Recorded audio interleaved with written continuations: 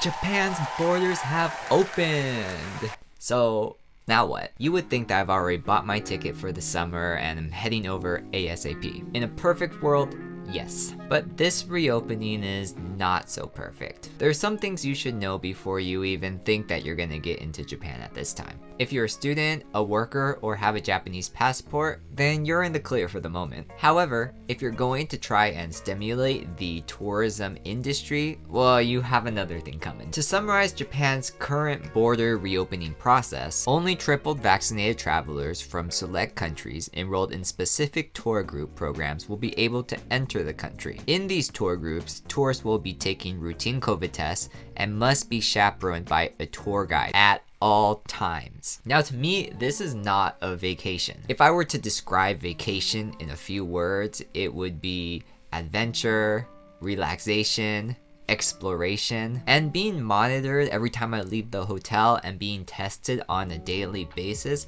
doesn't scream out adventure to me. I think the main question is why? Why is Japan taking all these precautions when other countries are not? Because when I think of monitored tourism, I think of places like North Korea, and those situations are completely different. So why has the opening process been so slow? If I were to narrow it down to one reason, that reason would be culture. Foreigners really helped Japan's economy, since the tourism industry generated over $30 billion before the pandemic. However, some Japanese people have preconceived notions about foreigners, especially when it comes to foreigners following Japanese customs and culture. Unlike the individualist mentality of the United States, Japan's culture comes from the collectivist mindset. And one big thing that can be perceived as very different between Japan and the US are mask mandates and the idea behind mask mandates. Even before the pandemic, people who were sick would wear masks in trains and in enclosed spaces in Japan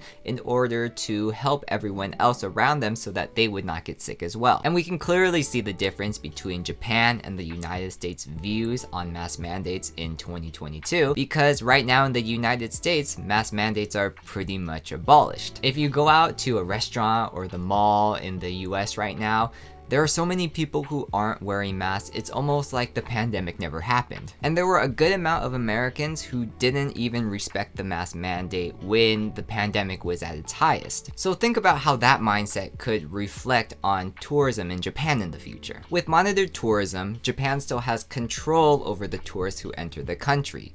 Kind of like how employers try and monitor their employees' working habits and behaviors in the office. Now, the Japanese government's strict border control is actually pretty popular among Japanese nationals. And I think the collective opinion right now in the nation is better safe than sorry. And I think there's nothing wrong with that. Majority of us would rather be safe than sorry in the first place. The one thing that I don't necessarily agree with is the idea that foreigners are the crux of the COVID problem. And that could just be my imagination running wild. It could be me just misreading the situation overall. But when you let Japanese nationals travel in and out of Japan for things like study abroad, working abroad, etc., and you don't let foreigners do the same thing, well, it feels like there's just kind of a disconnect there.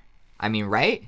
It's not just me thinking this, right? But back to the current situation, monitored tours are probably here to stay for the most part until they come up with a different solution or COVID just up and disappears. And it's already looking a little bit dicey since a tour group participant has already contracted COVID. And this could cause even a bigger stigma on the tourism program. If you're asking me when's a good time to go to Japan, I would say not this year. Unless you're going to Japan as a worker, student, or some kind of capacity where you can travel freely and not be supervised the whole time, I feel like we're gonna be waiting for a little while longer until we're able to get back to Japan. Thanks for watching. Make sure to subscribe for more updates on Japan and my life and just random things that I decide to make on the channel. Also make sure to follow all my socials, and I'll see you next time. Peace.